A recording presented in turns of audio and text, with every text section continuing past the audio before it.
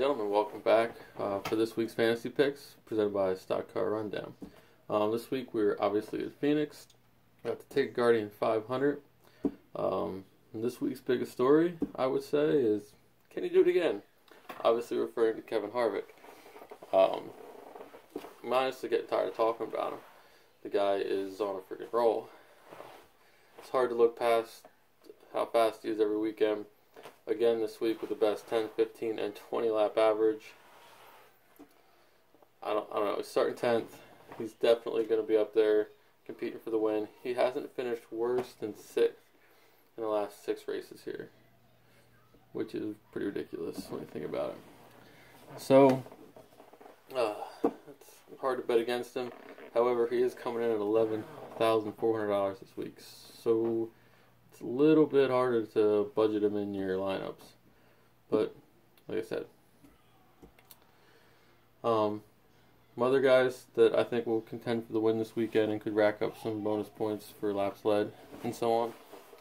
Chase Elliott. To me, it's like my gut pick this week. Second fastest 10, 15, and 20 lap average. Finished second here last fall. He's coming off some bad luck to start the season. But he's got a fast car all weekend. I would look for him to contend to try to get the monkey off his back and get that elusive first win. I would love to see him do it. I think the kid's a hell of a race car driver. And I think he can. I really do. I think he will compete this weekend. He's led 140 laps at Phoenix in the races last year. He led 140 laps combined. So he definitely can go up there and lead some laps, starting third. So I would expect him to get up there early and get some laps under his belt. Maybe get a couple laps led before Harvick comes up there and tries to pass him. We'll see. The other two guys that I think really could win this weekend or have a chance to get up there and compete with Harvick anyway. Kyle Larson, last 3 races at Phoenix, finished second, third, and was leading or up in the top 3 when he had his engine failure. He led laps in the fall before he blew an engine. So he's got the car this weekend again. He's been solid all weekend. Not the fastest, but solid. I would look for him to definitely compete. Somebody's got to go up there and knock Kevin Harvick off, right? You can't just win them all. So definitely keep him in mind. Not known to lead a ton of laps, so maybe not as many bonus points, but you never know. We'll see. Kyle Busch. He's been pretty strong at Phoenix. In the spring last year, led like 140 laps. So definitely look out for him. He's not quite as quick this weekend as some of the other guys, but I definitely think he'll be up there. He still does have a real good car. So look for him. Knocking my camera around here. Gotta watch me hit my desk. So check that out. One other guy that I want to mention, who is a little less expensive, which could come into play this week when you're trying to set some lineups, because they got some guys that are pretty expensive this week. Denny Hamlin. You can't really look past him this week. He dominated in the fall before he got into altercation with Chase and wrecked out. He's only $9,200, and he's got a pretty fast car himself this weekend. I believe he was first or the best 10 lap average in the morning session this morning, and he was, I think, 10th in happy hour as far as 10 lap average goes. But in the morning session, he had the second quickest 15 and 20 lap averages too, I believe. So he's got a good car. See if he can put it all together. Hamlin's a hit or miss kind of guy for me. One week he'll kill it, and the next week he'll be 15th. So I would look for him this week, though. All right, my mid-tier guys this week. Starting off again with Eric Almirola. Like the kid has got on a roll this year, and that 10 car making it look good. Starting 22nd, so he didn't get a very good starting spot, which is good for us. Lots of potential for position differential points, so look at that. He's also has pretty good stats here at Phoenix. Averages like a 15th place finish, and that was driving the 43 car, which we all know is not comparable to this 10. So he had the third best 10-lap average in happy hour. Definitely much happier with his car than he was earlier in the weekend. And he said it's fast. He doesn't quite know if it's fast enough to win, but definitely fast enough to get up there in that top 10, I believe. So definitely lots of potential for points for him. Okay, another guy in the mid-range that I'm looking at is Jamie McMurray. $7,600 this weekend. Starting a little higher up than I would like to see him start. But he's got a solid car. He ran solid in the fall here last year. And he comes out of the same stable as Larson. So you know the equipment is pretty good. So for $7,600, I think he can do what he has to do for that price range to make himself worth it if you need to fit him in there. Another guy I wrote down here put him in mid-range is Jimmy Johnson. I don't really think he is mid-range because he's still $9,000 this week.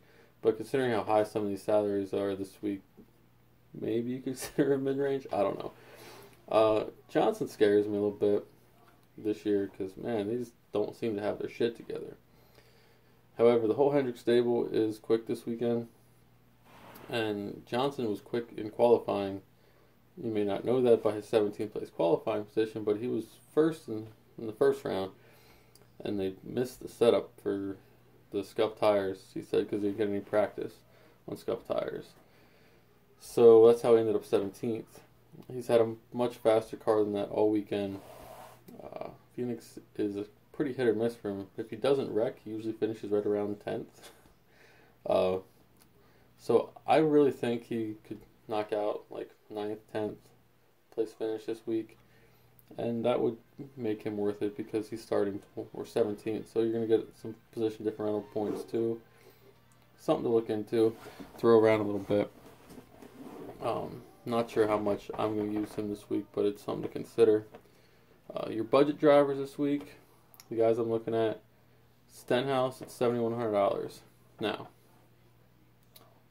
Ricky is in a backup car this weekend, so that concerns me a bit. But he had two top 10 finishes here last year, so he knows how to get around. He has not shown me the speed that I would like to see out of him this weekend, though. But with a 29th place qualifying position, I believe it was, he definitely should finish better than that. So should be able to get some points out of him. Now, he is actually starting dead last because they went to a backup car. So he does have to come through the field. He doesn't get to start 29th, but I still think he'll be able to do that. I worry about him going a lap down before the first caution. That would be my concern. Don't want to see that happen because that puts him behind all day and it's just a mess. So if he can stay on the lead lap until they get to the first yellow, I think he'll be good. But that's my main concern with him. Michael McDowell, $5,200, so really cheap this week. And he didn't qualify well, which is odd for him. He usually qualifies much better, which makes him less valuable because he usually doesn't finish quite that high. Especially this year, his car is not quite as good as 95 was last year. But his car has more speed in it than it showed in qualifying, I believe. Usually finishes around 25th at Phoenix. That doesn't sound good, but from where he's starting in his price range, if he knocks out a top 25 finish, you're getting 5 times your value out of him. So that's worth it. So I think definitely Michael McDowell should be a good pick this week as long as he stays out of trouble. Ty Dillon, he had 2 really good runs here last year, 11th and 16th, I believe, which for Ty Dillon is great.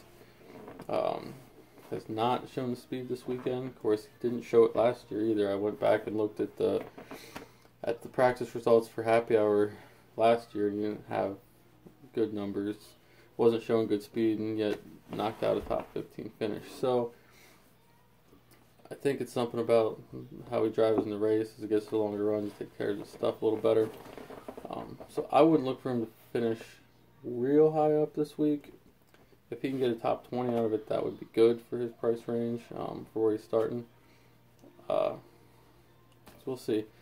this week's tough. It's going to be tough to fill a roster with the salaries.